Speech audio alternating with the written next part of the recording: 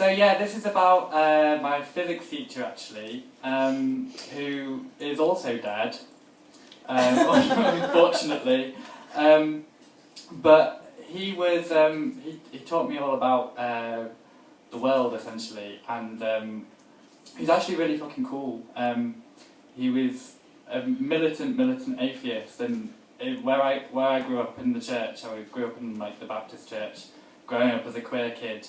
Having him around me was really good, so I wrote a poem about that. It's called Origin. My physics teacher taught us life, projected against a backdrop of forces and fundamental laws. Played his bass guitar in pubs where landladies danced on bars, and appropriated Tomb Raider posters to teach us about acceleration of bullets. A equals V minus U over T. I remember that. He said that we were born in the squall and heat of the singularity, the fire whose furnace forged creation. Its ashes flocked into storms and formed clouds which collapsed into stars. Stars which shone siren-like, captured planets in their light. These planets danced into the orbit. In their orbits, the rhythm of radiation poured onto cracked surface clay, harboured proteins that shivered towards each other, merged and twisted to form cells which crept towards complexity, a slow dance through time to now. My own origin wasn't that much different. My parents said I was a happy accident, like when Alexander Fleming discovered penicillin or Percy Spencer invented the microwave, except that I wasn't going to be anything near as useful. Their gametes joined and that singularity expanded, filling my mother until her womb collapsed to form me. Small astral body freed through the dexterous hands of surgeons who kept scalpels in orbit against that nervous shake of gravity. My physics teacher liked classical physics and classical rock. Obviously, AC/DC was his favourite band.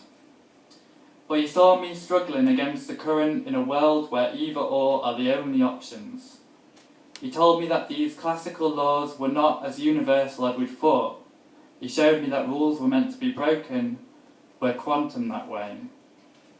And so I spent my early years as his satellite, but my erratic path soon took me off course, twirling past asteroids powered by my own centrifugal force. He told me that we are our bodies, nothing more. That no part of whatever it is that makes up me will never be explained through the complex dance of chemistry, biology, physics.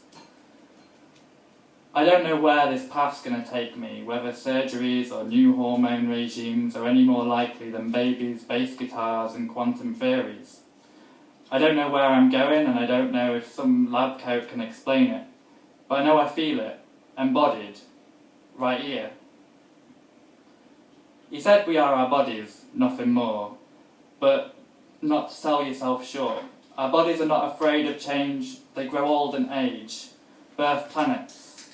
Their stride traverses the galaxies of history, the geographies of time. We are never static, never solid, never still. I was born through surgeon's scalpel, and so I can be formed again, not born again, but through whatever means I like, transform again. Because those laws ain't so fundamental after all.